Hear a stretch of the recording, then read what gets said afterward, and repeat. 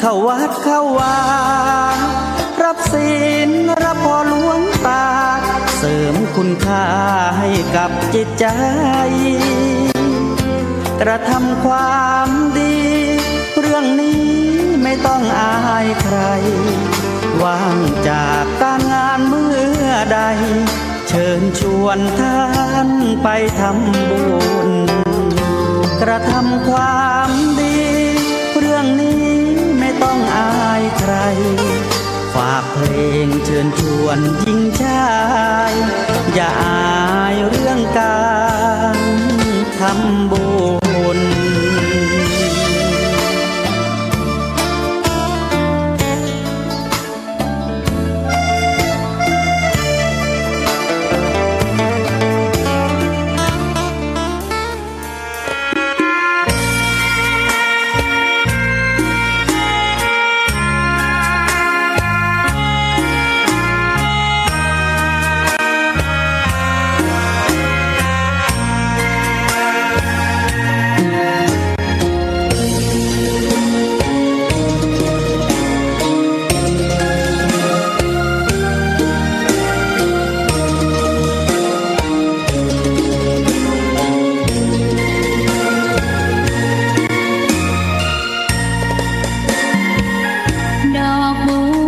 ดอกหนึ่ง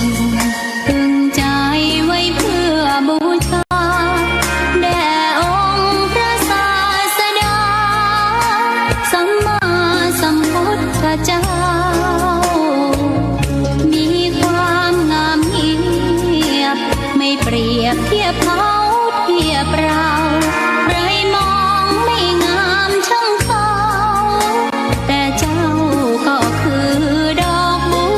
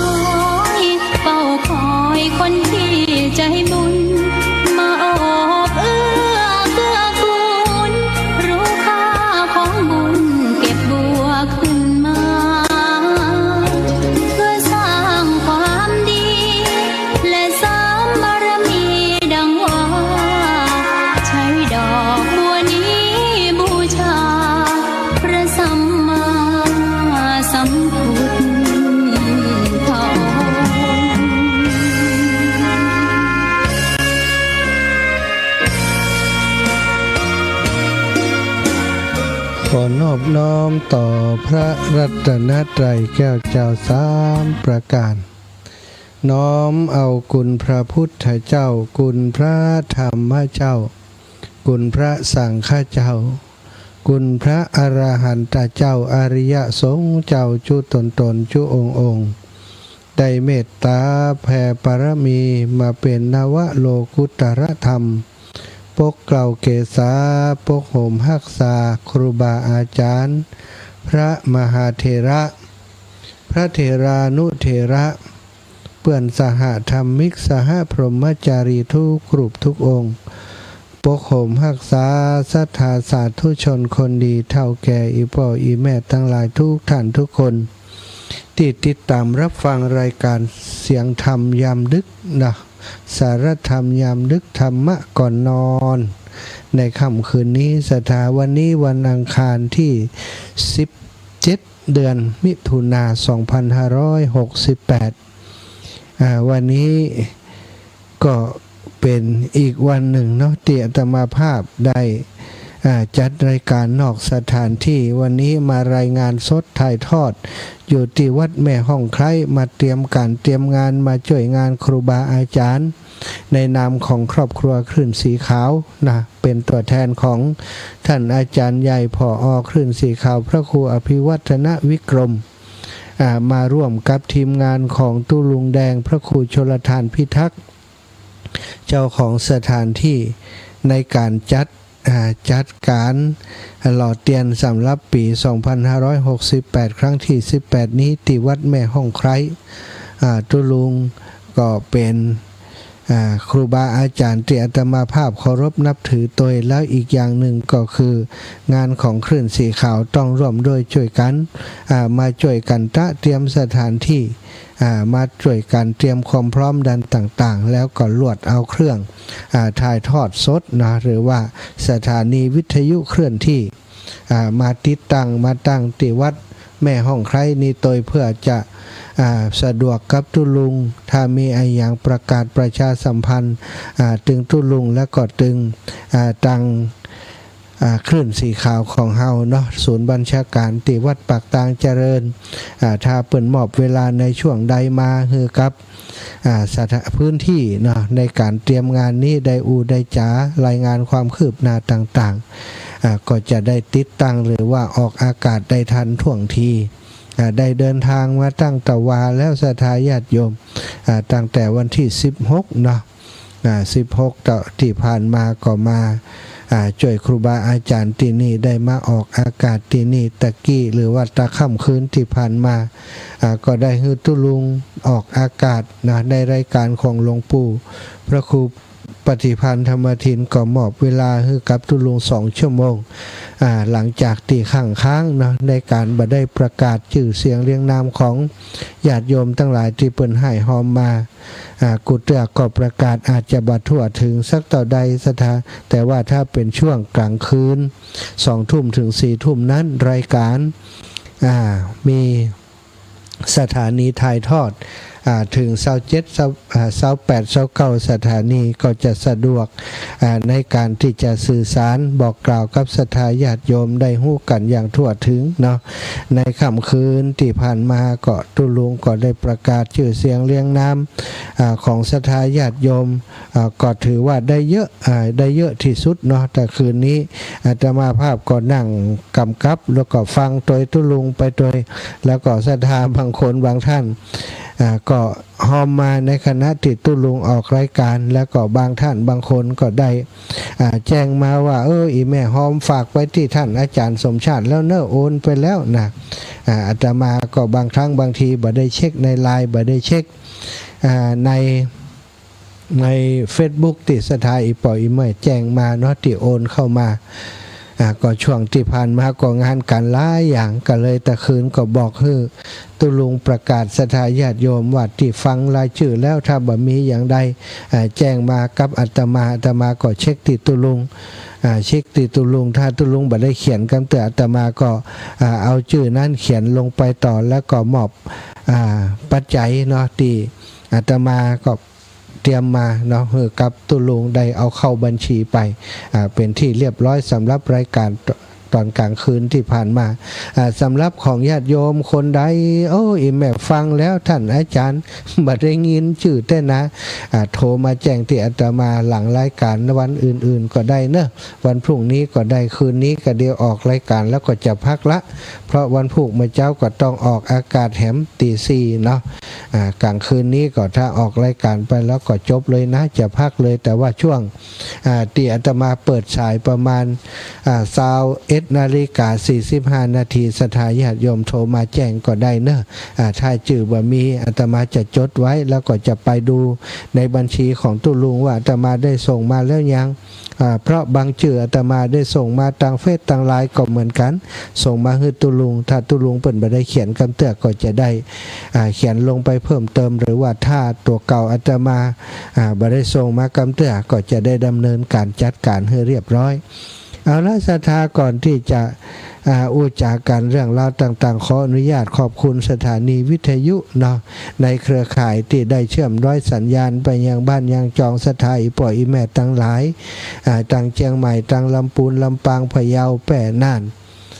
พะเยาแป่น่านเชียงรายไปถึงหลายพื้นที่ด้วยกันโดยเฉพาะวิทยุธุรกิจนะซึ่งคุณโยมดารุณีเป็นเจ้าของหลายสถานีแล้วก็ได้มอบเวลาของสถานีในช่วงนี้คือกับรายการธรรมะที่ครูบาอาจารย์เปิ่นได้จัดมาเป็นเวลาเมื่อนานหลายสถานีด้วยกันสถานีก็มี103.50 ดอยหมอกเรดิโอเวียงปะเป้าสถานีวิทยุ 90.00 เวียงปะเป้าเรดิโอ 99.25 เมืองพานเรดิโออำเภอพานนะพี่น้องเมืองพานก็จะมากันหลายเนอมาพบปะกันที่นี่เนออีปออีแม่ตั้งหลายสถานีวิทยุ 106.25 คนเชียงแสนเชียงไฮ้เนาะแม่โยมแม่เนอะโยมแม่โยมปี่โยมน้องแม่อมพรแซ่บูอยู่ตังเชียงไฮ้เชียงแสนก็ฟังจากสถานีนี้เนาะ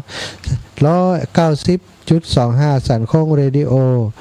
อำเภอแม่สายจังหวัดเชียงรายสถานีวิทยุ 106.75 คนรักพะเยาอำเภอเมืองจังหวัดพะเยา 106.00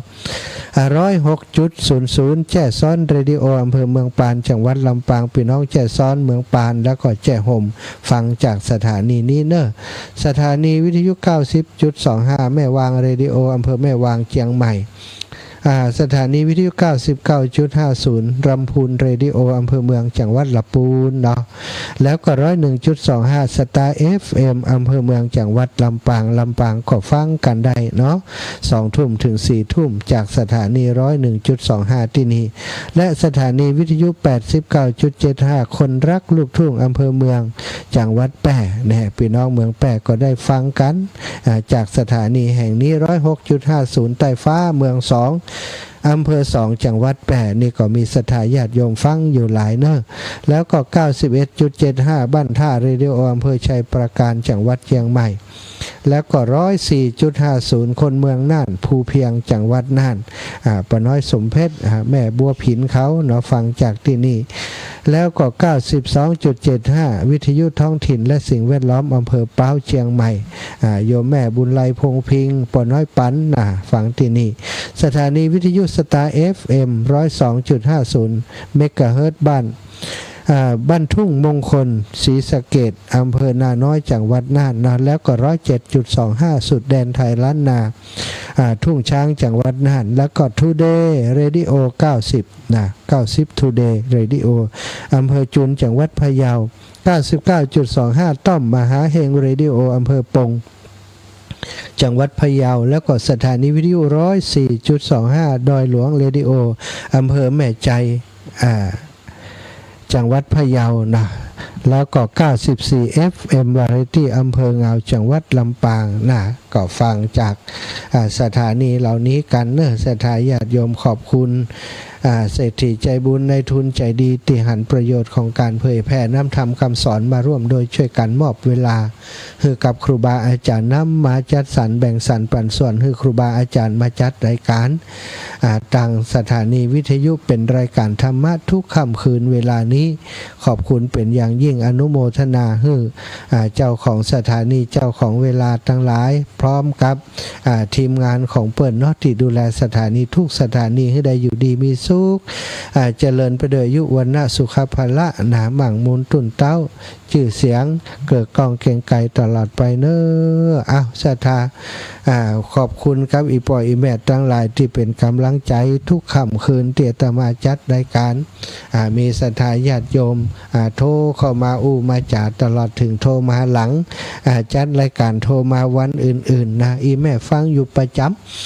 บัดได้โทรเนอะอาจารย์นะก็บอกมาอย่างนี้ก็มีเยอะเนาะช่วงนี้ทำงานนักไปหน่อย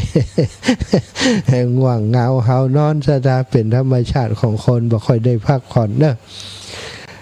สถาพบปะกันวันนี้ก่อนที่จะประชาสัมพันธ์บอกกล่าวข่าวสารงานบุญให้ศรัทธาญาติโยมได้รับทราบเนาะและโมทนาบุญกับศรัทธาที่เปิ้นให้หอมมา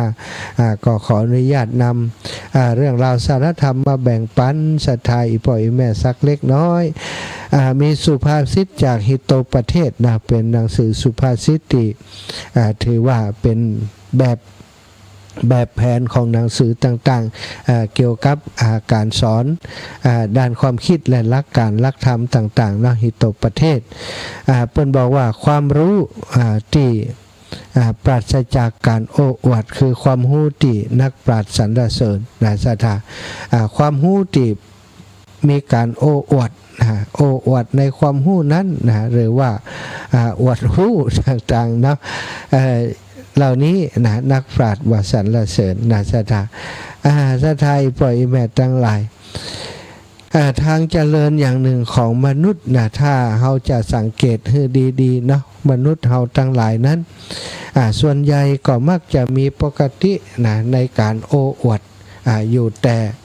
โดยธรรมชาติเนาะโดยธรรมชาติมนุษย์ตั้งแต่เป็นตัวน้อยๆเป็นเด็กน้อยๆเราจะหันว่าเด็กน้อยๆนี่จะชอบโอ้อวดตามประสาของเด็กๆนะบางครั้งการโอ้อวดของเด็กๆดูแล้วก็เป็นเรื่องที่น่าเอ็นดูน่าสงสารเนาะอย่างเช่นว่าละอ่อนได้ตุ๊กตาได้บ่เคยมีตุ๊กตากำเตื้อหันเปื่อนได้ตุ๊กตาอยากจะได้นะมาฮบมาให้มาขอพ่อขอแม่ขอพี่ขอน้องคนที่เป็นพ่อเป็นแม่เป็นญาติพี่น้องหันก็ซื้อมาให้เนาะถ้าเขาได้ตุ๊กตาใหม่มานะที่พ่อแม่ซื้อมาให้ก็ดีคนอื่นๆซื้อมาให้ก็ดีเขาก็จะเอามาอวดนะเอามาอวดเฮาอวดคนนั้นอวดคนนี้หรือแม้กระทั่งอวดเพื่อนของเขานี่ฉันได้ตุ๊กตาใหม่น่ะงามนะมีชุดใส่ตัวซื้อมาใหม่ๆเลยแม่ฉันซื้อนี่งามกว่าของเธออาจจะเป็นอย่างอีกก็ได้หรือว่าเอามาอวดผู้เป็นพ่อเป็นแม่เป็นปิตามารดาเอามาอวดญาติพี่น้องว่าตุ๊กตาของเขาน่าฮักเนี่ยเฮาหันก็จะเป็นหน้าที่น่าเอ็นดูเด็กๆที่เขาแสดงออกน่ารักอย่างอันศรัทธาแล้วก็บางครั้งบางทีศรัทธาญาติโยมก็มีเรื่องราวอื่นๆเหมือนกันที่เด็กๆจะมาอวดกันเอามาอวดกันได้ยังได้เสื้อผ้าใหม่ก็เอามาอวดบางคนได้ไปโรงเรียนใหม่นี่ก็อวดแล้วเนาะ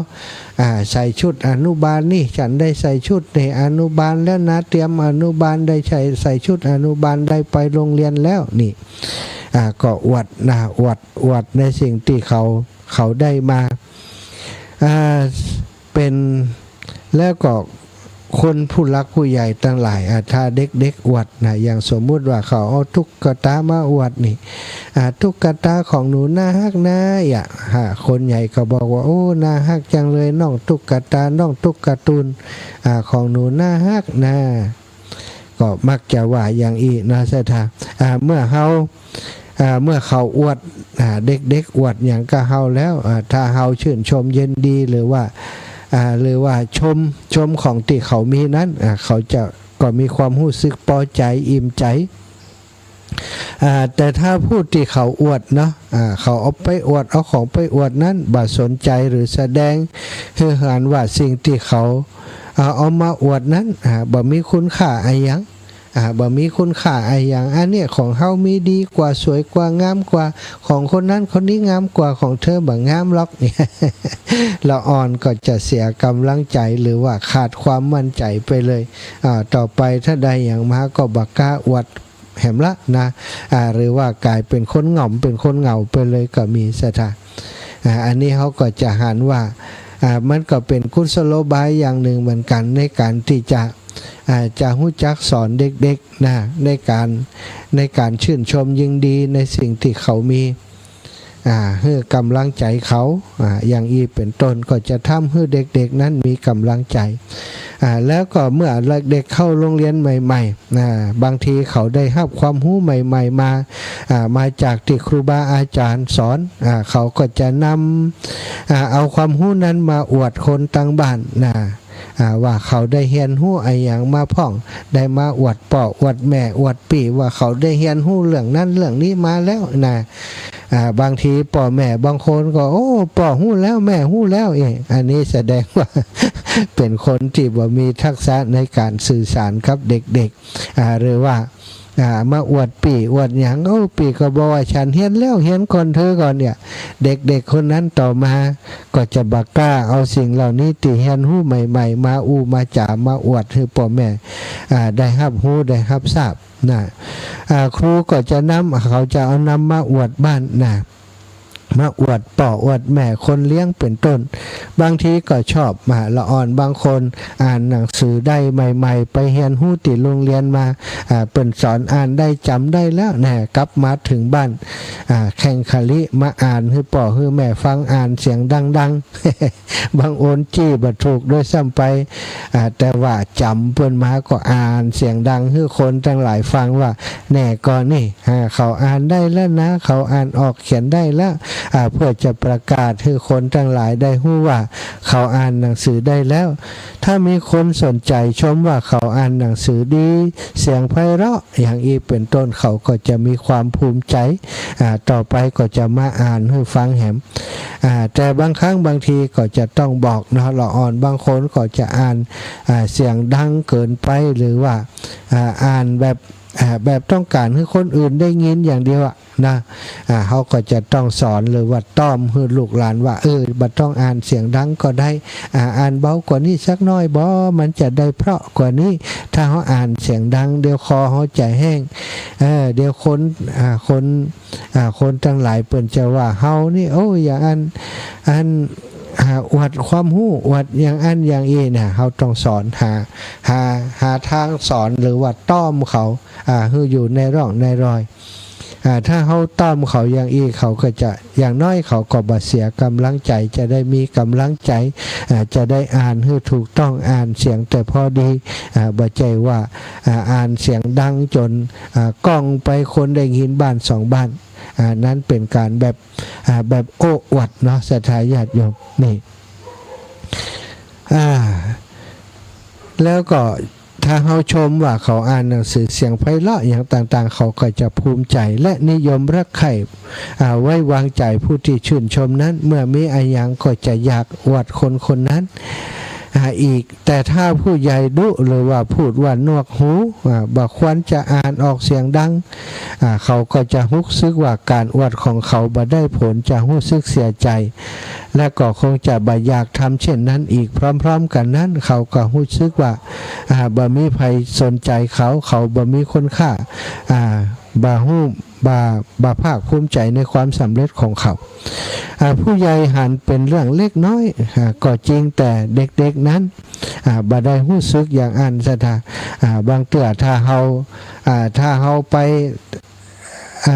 ถ้าเขาตั้งใจเนาะตั้งใจอวดเนี่ยถ้าเขาบ่ชื่นชมเขาสักน้อยหรือว่าบ่สนใจบ่ใส่ใจที่จะฟังเขาสักน้อยเขาก็จะเสียใจหรือว่าบางครั้งบางทีนี่จะเป็นคนที่บ่มีความสุขรู้สึกที่มีความสุขไปเลยก็เป็นได้ฉะนั้นผู้ใหญ่ก็จะต้องเข้าใจเด็กๆเขาก็ลองมาคิดสำหรับผู้ใหญ่ของเขาก็เหมือนกันนะศรัทธาเมื่อเขาเป็นเด็กๆก็มีนิสัยเหมือนกันเนาะคงจะบรรณักกันน้อยที่เป็นคน ชอบอวดสิ่งของก็อวดนู่นอวดนี่ต่างๆ บางครั้งก็อวดที่จะเอาความหู้มาอวดป่ออวดแม่ทั้งที่จริงๆแล้วป่อแม่ก็หู้นักกว่าเฮาก่อนนะเฮาก็โอดที่จะบอกอวดบ่ได้เนาะยามน้อยๆแต่ว่านิสัยเหล่านี้ก็ยังติดมาตอนที่เฮาเป็นผู้ใหญ่แล้วโดยสถานนิสัยอาจจะบ่ได้เป็นอย่างเด็กๆแล้วเนาะแต่ก็เป็นนิสัยติดตัวเฮามามันก็บ่หายไปไหนเนาะสถานผู้ใหญ่ก็มีนิสัยอยากจะอวดอยู่เหมือนเด็กๆเหมือนกันแต่วิธีอวดก็อาจจะแนบเนียนขึ้นแนบเนียนกว่าเด็กๆเนาะบ่ว่าในวงการไหนสถานเป็นครูบาอาจารย์เป็นตำรวจทหารมียศมีตำแหน่งแม้กระทั่งพระสงฆ์องค์สังฆเจ้าเฮาในช่วงนี้ก็ได้มีการประกาศเรื่องพระครูเนาะแต่งตั้งพระครูสัญญาบัตรพัดยศต่างๆมหาปรริญญาธรรมนี่ก็มีการรับพัดยศแต่งตั้งปรริญญาธรรม3ประโยคเป็นต้นไปนี่สถานที่กำลังรับปรริญญาธรรมกันอยู่ที่จังหวัดเชียงรายอยู่นี่แล้วก็ที่เชียงใหม่ก็จะมีการรับสัญญาบัตรพัดยศของจันทร์พระครูในวันที่20ปลายเนี่ยเนาะ27 28 29อย่างเนี้ยนะซึ่งก็ต่อไปเขาก็จะได้มีพระครูเพิ่มขึ้นแหม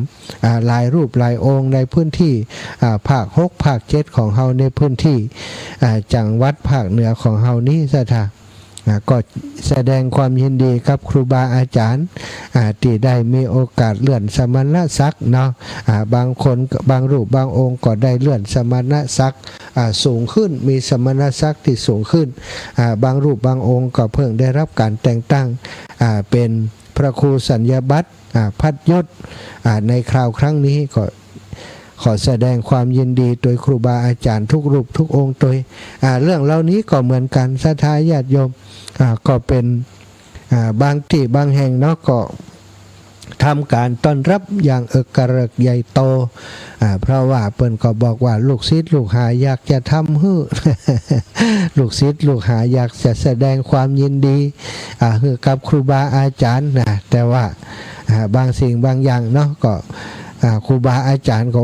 มีการใช้จ่ายสูงในการเฉลิมฉลองต่างๆบางเถื่อบางที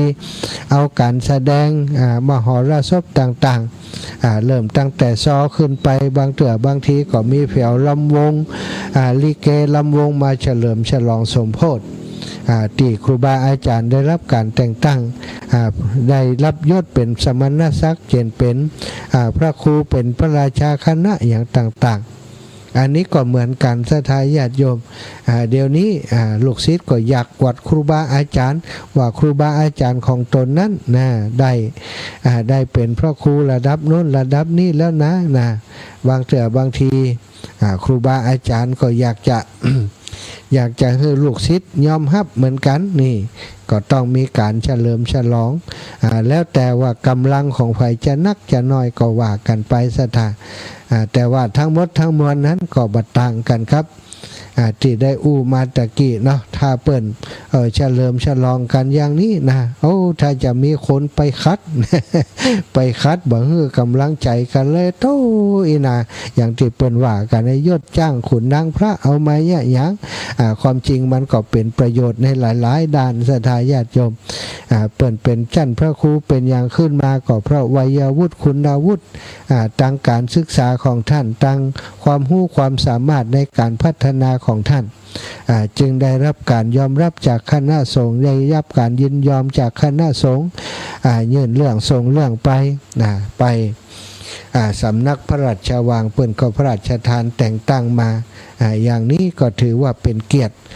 แก่วงศกุลเป็นเกียรติแก่บุคคลผู้นั้นที่ได้รับการแต่งตั้งมาแต่ว่าถ้าเป็นอย่างที่เปิ้นก็ถูกเหมือนกันยศช้างขุนนางพระอย่างพระสงฆ์องค์สังฆเจ้าถ้าเปิ้นศึกษาลาเพศไปเนาะสมณศักดิ์ที่มีอยู่ตอนเป็นทุเจ้าก็จะหายไปตัวเอาติดไปตัวบ่ได้เหมือนครับยศของช้างนะศรัทธา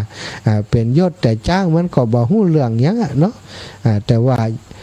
ขุนนางพระหรือว่าอย่างต่างๆนี่พระที่เป็นขุนนางก็คือ เมื่อเปิ่นลาสิกขาเปิ่นลาเพศจากการเป็นสามณะไปยศถาบรรดาศักดิ์ตำแหน่งนั้นก็จะหายไปด้วย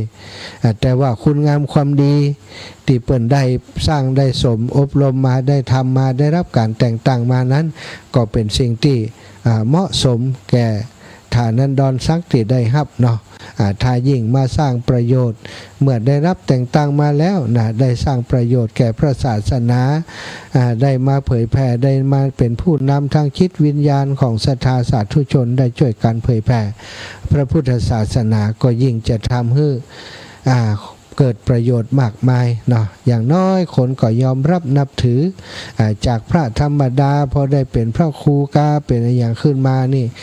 ก็ดูมีความสง่างามมีความภูมิฐานมากยิ่งขึ้นก็ขอแสดงความยินดีกับครูบาอาจารย์ทุกรูปทุกองค์เนาะที่ได้รับพระราชทานการแต่งตั้งสัญญาบัตรพัดยศเคลื่อนสมณศักดิ์ในคราวครั้งนี้ทุกรูปทุกองค์ก็ยินดีเนาะยินดีกับครูบาอาจารย์เอาศรัทธาญาติโยมแล้วก็สำหรับคนทั่วไปก็เหมือนกันนะบอกว่าในกลุ่มอาชีพหรือว่ากลุ่มคนชนิดใด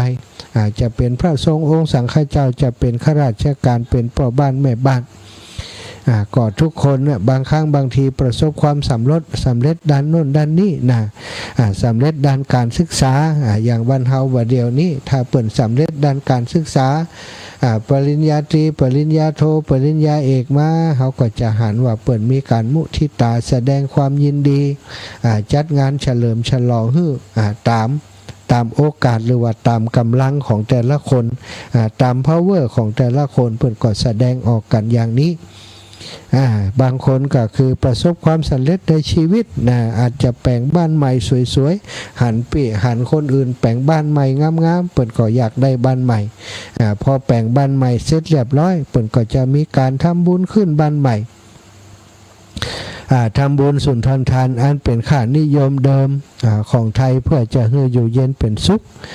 แต่ส่วนหนึ่งที่ปฏิเสธมาได้เนาะก็คือก็อยากจะอวดสักน้อยเนี่ย สร้างบ้านว่าจะว่าโอ้จะสร้างได้ง่ายๆสร้างได้ขนาดนี้จากน้ำพักน้ำแรงก็อยากจะอวดให้ญาติโกโหติกาญาติพี่น้องตลอดถึงเจ้าบ้านร้านตลาดได้มาหู้มาหารบ้านใหม่หลังงามของเฮาเนี่ยอวดกันสักเล็กน้อยนะให้เจ้าบ้านได้หู้ว่าเฮาก็มีบ้านใหม่นะการฉลองต่างๆก็มีขึ้นอันนี้เป็นเรื่องธรรมดาเรียกว่าเป็นโลกกระทำของมนุษย์ทั้งหลายซะท่าคนเฮาทั้งหลายก็ยังอยู่ในโลกกระทำยังมีลาภมียศนะมีลาภยศชอบในเรื่องของลาภยศสรรเสริญสุขนะก็เป็นเรื่องธรรมดาเมื่อมีลาภมียศแล้วนะเมื่อต้องการลาภเมื่อได้มาซึ่งลาภยศก็ต้องการที่ประกาศให้คนทั้งหลายได้รับรู้รับทราบแต่สถายอีป่อยแม่ทั้งหลายบ่ต่างกับเด็กๆที่เวลาเขาอยากจะประกาศให้คนทั้งโลกได้รับรู้ความสามารถของเขามีการชนคนมาแสดงความยินดีอย่างต่างๆถ้าในกรณีที่เปิ้นบ่มีคนคัดใจเนาะมีคนบ่แสดงความยินดีอย่างที่เฮามีความมุ่งมั่นปรารถนานั้นก็อาจจะเสียใจอาจจะบ่สบายใจอันนี้ก็เป็นลักษณะของโลกธรรมเป็นเรื่องที่เฮาจะต้องระมัดระวังบางครั้งนี่มีความรู้ก็ดีมีทรัพย์สินก็ดีมีอะไรอย่างเพิ่มขึ้นก็ดีถ้าคนที่เป็นนักปราชญ์บัณฑิตที่เปิ่นนิ่งแล้วเนาะเปิ่นก็จะบ่หวั่นไหวได้ลาภก็บ่หวั่นไหวเสื่อมลาภก็บ่หวั่นไหวได้ยศก็บ่หวั่นไหวได้สรรเสริญอะไรอย่างต่างๆก็บ่ได้หวั่นไหวกับสิ่งเหล่านี้ลาภยศสรรเสริญสุขนะหรือว่ามีเสื่อมลาภนะได้เสื่อมลาภเสื่อมยศนะมีการถูกนินทาว่าร้ายต่างๆแล้วก็มีความทุกข์ก็บ่ได้หวั่นไหวเพราะว่าอันนี้มันเป็นโลกกระทำเป็นสิ่งที่มันคู่กับโลกมันเป็นสิ่งที่เกิดขึ้นเสมอกับทุกๆคนซะนะเปิ้นก็บ่ได้หวั่นไหวอะไรอย่าง ฉะนั้นเราอยู่ในโลกใบนี้ต้องเข้าใจในเรื่องเหล่านี้ก็ถ้าเราเข้าใจแล้วก็สบายใจซะท่าเมื่อคนเปิ่นต้องการจะอวดก็ไปฉลองศรัทธาในสิ่งที่เปิ่นต้องการจากนั้นจะอวดนั้นเหียเรียกว่าอนุโมทนาไปแสดงความยินดีไปมุทิตาอะไรอย่างก็แล้วแต่สิ่งเหล่านี้สำคัญศรัทธาคำว่านิมุทิตาครับอนุโมทนาเนี่ยถ้าเขาตั้งจิตไว้ดีๆไปยินดีกับเปิ่นด้วยความจริงใจบ้านใหม่ของเธองามจริงๆเหมาะจริงๆน่าอยู่น่าอาศัยเธอทำโดยน้ำพักน้ำแรงขอยินดีกับเธอแสดงความยินดีกับเธอแสดงความยินดีโดยความบริสุทธิ์ใจสิ่งที่จะตอบคืนมาก็คือความบริสุทธิ์ใจที่เขาได้รับแต่ถ้าเขาปากอย่างใจอย่างไปแสดงความยินดีกับเปิ่นไปขึ้นบ้านใหม่เปิ่นเชิญไปขึ้นบ้านใหม่บ้านเธอบ้านคนนั้นเนี่ยงามกว่าของเธอนะอันนี้แสดงว่าบ่ฮู้จักกาลเทศะในการสื่อสารแทนที่จะได้มิตรภาพกับเกิดศัตรูขึ้นมาแหมนี่เป็นสิ่งที่ต้องระมัดระวังเหมือนกันซะท่าคนเฮาถ้าเขาแปลงใจกว้างหาการเข้าใจคนอื่นก็เหมือนกับเขาเข้าใจเด็กๆเนาะเข้าใจอารมณ์ของเด็กๆเข้าใจอารมณ์ของคนอื่นก็เป็นเรื่องธรรมดาถ้าลูกเต้าเปิ่นประสบความสำเร็จการที่เปิ่นจะเฉลิมฉลองก็เป็นเรื่องธรรมดาแล้วเฮาในฐานะที่อาจจะเป็นคนที่เปิ่นเคารพนับถือเป็นญาติผู้ใหญ่ก็ดีเป็นเพื่อนฝูงก็ดีถ้าได้รับเชิญไปก็จะต้องแสดงออกถึงความยินดีพรอยยินดีตัวเปิ่นจะไปถ้าบางคนก็อย่างว่านะศรัทธาญาติโยม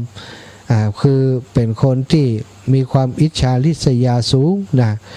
เปิ่นแสดงความยินดีกันทึดๆเนี่ยตัวเองไปหันกระหมอกอันนะ นี่เหมือนดีไปขายนมเม็ดมาบ่ฮู้อ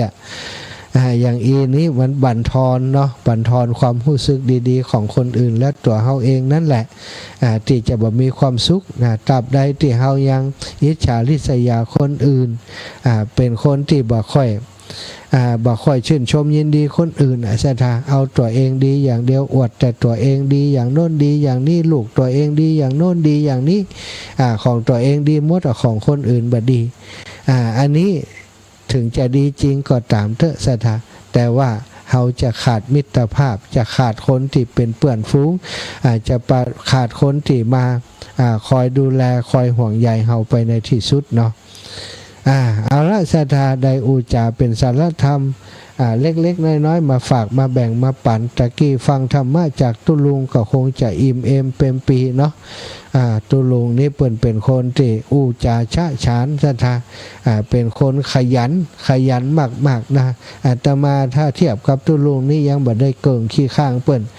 ความขยันความเสียสละความตั้งใจในการทำงานตุลุงนี่ถือว่าเป็นพระสงฆ์ที่เป็นตำนานในเรื่องของการพระสงฆ์นักพัฒนาช่วยเหลือทุกหน่วยงานทุกองค์กรบอกว่าจะเป็นหมู่บ้านก็ดีระดับหมู่บ้านระดับตำบลท้องถิ่นวงการต่างคุณหมออสมคุณหมอก้าผู้สูงอายุกานี่แม้กระทั่งโรงเรียนประถมศึกษามัธยมศึกษาแม้กระทั่งกศนก็ไปช่วยเปิ่นนี่ตุลุงเป็นคนที่มีน้ำใจมากๆและก็ความรู้เปิ่นกว้างขวางในหลายศาสตร์หลายแขนงศรัทธาปีนี้มาหล่อเตียนที่วัดแม่ห้องไคร้นะก็อยากจะให้ศรัทธาญาติโยมได้มาหันที่อยู่ที่อาศัยที่อยู่ที่กินของตุลุงมาหันวิธีคิดวิธีการวิธีทำการทำงานของตุลุงถ้าเป็นที่วัดอื่นนี่ก็บ่เดี๋ยวนี้จะนักใจในเรื่องของการเตรียมงานแต่ว่าที่นี่นั้นตุลุงเปิ่นมีทีมงานเปิ่นมีปารมีศรัทธาขอความช่วยเหลือจากไผก็ได้ค่ำคืนอย่างเปิ่นยังช่วยขันเนี่ยการอยู่นะศรัทธาตะกี้ก็ไปตอนตุลุงจัดรายการอาตมาก็ลงพื้นที่ไปพอเปิ่นเนี่ยอย่างการไปปู่อาสนะสงฆ์ธรรมตีคือศรัทธาญาติโยมก็ขึ้นไปที่จะหล่อเตียนเนี่ยหล่อเตียนนี้เปิ่นจะทำตีเดินขึ้นไปสูงขึ้นน้อยนะศรัทธาทำเรียบร้อยสวยงาม อาตมามาจ่วยเปิ่น2-3 วันหันวิธีการทำงานของตุลุงและชื่นใจก็จะนำรูปแบบการทำงานแบบนี้เนาะมาประยุกต์ไปใช้ในการทำงานอื่นๆต่อไปในอนาคตตั้งหน้าของคลื่นสีขาวของเฮาวิธีจัดสถานที่แบบนั้นแบบนี้นะมีไอ้อย่างพ้องที่จะต้องทำก็จะมาดูรูปแบบที่ตุลุงเปิ่นทำหลายสิ่งหลายอย่างแม้กระทั่งบัญชีเนาะที่ตุลุงเปิ่นเตรียมเน้นสถานที่ทุกอย่างนะเปิ่นเป็นคนที่มีความรอบคอบละเอียดสุขุมมีความเสียสละ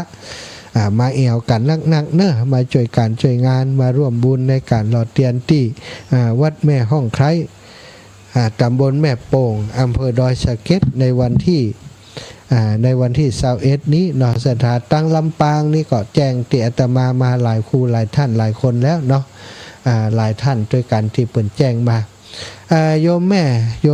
พี่น้องญาติโยมที่อยู่แจ้ห่มนะโยมแม่ที่บ้านใหม่เหล่ายาวเนาะบ้านใหม่เหล่ายาวอำเภอแจ้ห่มจะได้ก็โทรมาหายคำอาตมาจดชื่ออีแม่ไว้เอาไว้ตัดใดบอกหูน่ะช่วยโทรมาแหมกำนะบ้านใหม่เราเงาถ้าฟังอยู่โทรมาหาอาตมาแหมกำอาตมาจะได้แจ้งให้ตุลุงเปิ่นได้รับทราบว่าอีแม่ได้หอมอย่างมากี่คนนะ4-5 คนก่อนนะเอาละเนอะจะเปิดสายแล้ว0808844173 0808844173อ้าวเปิดสายให้ศรัทธาญาติโยมได้โทรเข้ามาเนาะช่วงนี้สุขภาพบ่ค่อยสมบูรณ์เท่าใดศรัทธาจัดรายการนะเต็มก็บ่ค่อยไหววันเดียวนี้นะ2 ชั่วโมงนี้จะรู้สึกมึนๆเลยการนั่งนั่งจากคนเดียว2 ชั่วโมงนี้บ่ใช่เรื่องธรรมดาเนอะแม้จะเปิดเพลงขั้นผ่องนี่เพลงสัก2 เพลงมันก็ 3-4 นาทีศรัทธาแล้วนั่ง60 นาทีหรือว่า120 นาทีนี้บ่ใช่เรื่องธรรมดานะมันใจแหงสมองเนาะใจสัพพะกำลังต่างๆบางครั้งบางทีไปเบอร์ไปเลยก็มี สมองมันตันเจริญปอนแม่เจ้าสบายดีขึ้นแล้วก่อนลูกก็ บักกล้าบอกว่าสบายมันยังเป็นอยู่เนาะแม่ฟังเสียงนี่มันหน่อยนะเจ้าสัตว์ตุเนอร์เจ้าลูกบ้านล่ะเจ้าแม่บุญรักษาเนอบุญรักษาพี่น้องเมืองพร้าวทุกคนเจริญปอนแม่อุ้ยอินพี่น้องแม่สาบเสมอโอ้ยสาบเจ้าร่างอารมณ์ดีแม่อุ้ยฟังแม่วางเรดิโอเนอร์90.2590เจ้าดีแล้วสาธุแม่อุ้ยฟังแม่อุ้ยพอเฟซบุ๊กตลอดฟังไลฟ์สดตลอดเนอะสาธุอุ้ยเจ้าเก่งอายุ85-86ฟังไลฟ์สดได้สบายเจริญปอนอันนี้ไผเอ่ยดร.ไตรไวสาบุญญาปรมีคำท่านอาจารย์พระมหาสมชาติกตาปัญโยครับครับผมครับวันนี้ฟังอยู่ครับแค่เพลงนี้คือทางคุณดารุณีขัดตาเรดิโอลำปางครับน้องเบลเนาะครับจะขอบคุณท่านพระมหานะครับที่เป็นธุระเรื่องวิทยุครับท่านมาถึงได้ฟังเมื่อบ่ายสามครับสาธุครับจะได้ให้กำลังใจครับได้ใจครับสาธุน้องเบลนี่ติดตามตลอดเนาะเจริญปอนแม่สายทองเจ้ากับแม่สาวเจ้าพระมหาเหนื่อยนะแกนะเจ้าอดเอาดีเจ้า75น่ะเป็นกำลังใจเนอะที่พ่ออาจารย์ว่าว่านะมันนาจิตตังพระจันทร์อยู่ฟ้าเป็นยืนแล้วหูไปเย็นอยู่หูมันอยู่หูถูกซ่อมเจ้าแม่เจ้าเป็นกำลังใจเนอะสาธุแม่สาธุ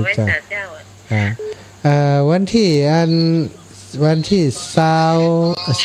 เนี่ยจะมีงานที่วัดที่พุทธมณฑลนะปิดวิทยุก่อนป่ะปิดวิทยุก่อนครับสาธุครับโอ้ข้อตายเห็นแล้วหลวงพ่อมาเอวก็เลยไปเจ้าเป็นยังมีโอกาสไปนะ มันผู้ปอจะโอนไปให้นะปอจะโอนไปให้ครับ จะได้การแล้วก็ เอาเขียนเล่ม ได้ครับครับ จ้าสาธุนะปอเนอร์ ครับครับครับ สาธุบุญรักษาพี่น้องแม่สมฤทธิ์แม่สมมาฤทธิ์ เจ้าแม่ฟังอยู่เนอะ ฟังอยู่เนาะเจ้า ตลอดเจ้า ไม่เอวก็ไม่เอวเชียงใหม่ก็ ใจแต่ถึงอยู่ปุ่นน่ะ มาสักเดี๋ยวพี่น้องเมืองนั่นเนี่ย ไก่เต็มที่กะ ไก่กา ลำปางเพิ่นไปเอาหาจัดมันเชียงใหม่เพิ่นไปเอาหาจัดมันเนี่ย เจ้า วันนาไม่เอวของเนอ เจ้าจ้าสาธุบุญรักษาศรัทธาญาติโยมวันที่19เนาะเพิ่นจะมีการวางศิลาฤกษ์ที่อันพุทธมณฑลนะเป็นสถานที่ปรินิพพานของพระพุทธเจ้าที่เมืองกุสินารานะเป็นพระสถูปนะที่กุสินารา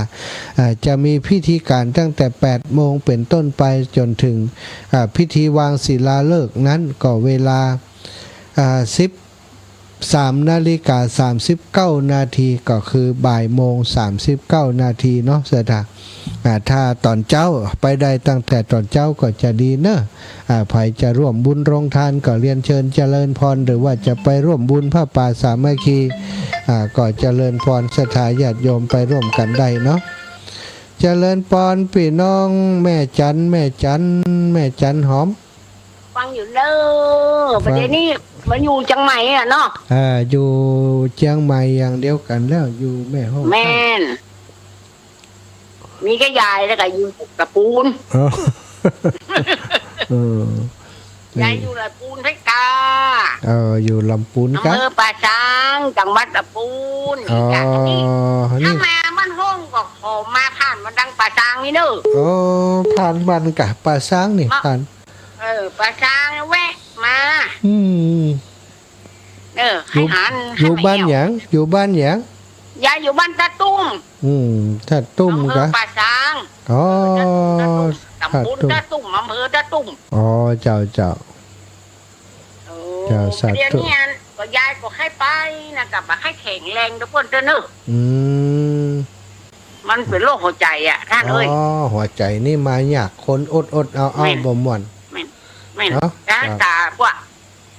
รักษาสวนดอกมันหนามดีเนี่ยเจ้าแต่ก่อนเนี่ยโอ้ไปโดยขึ้นสีขาวเขียวที่ไหนที่เบาเนอะหูที่ถ่ายมานี่บึกอ่ะไปหมดหลายไปกุฏิอาจารย์บรรยงอาจารย์วรรณชัยเขาเนี่ยโตตัวกับไปนะเจ้าอีแม่ไปสาเนอะลูกลุงกับเสียงอ้อยๆไว้ได้นั่นน่ะให้ม่วนกะบ่ใครม่วนหลายอย่างอยู่นั่นนะเอาสาธุแม่เจ้าไปสาเนอะเจ้าปัญหายเจ้าโยมแม่บุญรักษาอีแม่เนอะพี่น้องถาดตุ่มนะถาดตุ่มปลาซางลำปูนแม่นละยายพรถามฝนตกเห็นมั้ยกะถามมันแขนมาแล้วแขนยัดแล้วไงบักแขวนยังเก่าสงสัยจะอยู่ด้วยกันไปอย่างเงี้ยมันเป็นยังอยากอยู่อย่างอีกก็อยู่ไปจ้าสาธุเนอะไม่ย้ายพรเอาจะหาใจบ่ขอบคุณอนุโมทนาบุญคาถายายพรเจริญพรแม่บัวผินแม่บัวผินเดือนแก้วหลานน้อยรับแล้วก็แล้วเดี๋ยวเขาไปกับเจ้าแล้วก็รับโอ้ยจะตู้นะอยู่ด้วยนอนด้วยถึง2 คนน่ะหล่ะเจ้านอนถึง2 คนในตั้งเป็น2เจ้าเจ้าจะđừng có lên như nó lên xả tú nàyมันน่าจังที่ตายอีกตัวน้อยเจ้าnày là cháu อยู่อันวัดแม่ห้องไข่โยมแม่หนูจะหนาสาธุใจเด้อจ้า จ้าบุญรักษายืนรักษาแม่บัวผินพี่น้องภูเพียงบ้านแหดภาษาเจ้ามาหาไปกินเราเด้อเจ้าแล้วใจเนาะแล้วใจแล้วใจแบบเจ้าของเปิดดึกเปิดโอ๊ตเปิดบอกก็รู้บอกก็เปิดจิ้มเลยแล้วก็คนไทยได้ยินแล้วเปิดฟังถ้าฟังอยู่ก้าเนาะจ้าจ้าเรียบร้อยเปิดเกี่ยวกุดเกี่ยวกับฟังทุกวันฟังดูเจ้าตัวใดก็ฟังทุกคืนก็ฟังจ้าอนุโมทนาบุญนะจ้าขอบคุณหลายเป็นนำสกุลมาใจก็นำสกุลตาละคำเนี่ยตาละคำ7 ตันคำกะตาละคำตาละคำตาละคำเนาะตาละเจ้าสาธุนะแม่นะเจ้าแม่เฉพาะตาละคำตาละป้าแก้วคนเมืองปานเนาะบ้านเดียวกันแต่มาก็ฝากหอมมาเนาะป้าแก้วปัญญาทิพย์ป้าแก้วปัญญาทิพย์พร้อมกับครอบครัวร่วมบุญมา100 บาทอีกกันเนาะตะกี้ตุลุงประกาศแล้วนะศรัทธาญาติโยมเหลือเวลาอีกนิดเดียว1 นาทีใครจะโทรก็โทรมาก็ถ้าบัดโทรก็ขอบคุณอนุโมทนาบุญกับทุกคนทุกท่านที่เปิ้นโทรมาให้กำลังใจหลายคนหลายท่านก็จะมาร่วมบุญร่วมกุศลมาหล่อเตียนด้วยกันเนอะพี่น้องต่างเมืองพานมากันหลายๆป้าท่านอาจารย์พระครูปริยัติพัฒนกิจมาจิมเนอะท่านอาจารย์เสน่ห์การหลงเปิ้นว่าเปิ้นก็จะมานะเปิ้นก็อยากจะพบปะกับศรัทธาญาติโยมมากันนักๆเจริญพรแม่สุกแก้วสายสุดท้ายเจ้ากลับไปจ่าเด้อฟังอยู่นะเจ้ามีวัดห้วยห้องขายไปกับเจ้าแม่เจ้าอนุโมทนาบุญด้วยเด้อแม่สุกแก้วสอนศรีนุชสอนบ้านศรีละพรนะเจ้าสาธุเด้อเจ้าเด้อเจ้าบุญรักษาสายสุดท้ายนี่แหมละเจริญไปสายเจ้าตันอยู่วันที่19นี่มาเนาะไปกับแม่วันที่19ถ้าที่แรกว่าจะไป18แต่พอดีบ่มีรถแต่จะไป19ตอนเจ้าเฮ้ยบอกกลับไปเมืองปานพุ่นมันมีงานศพที่บ้านอีแม่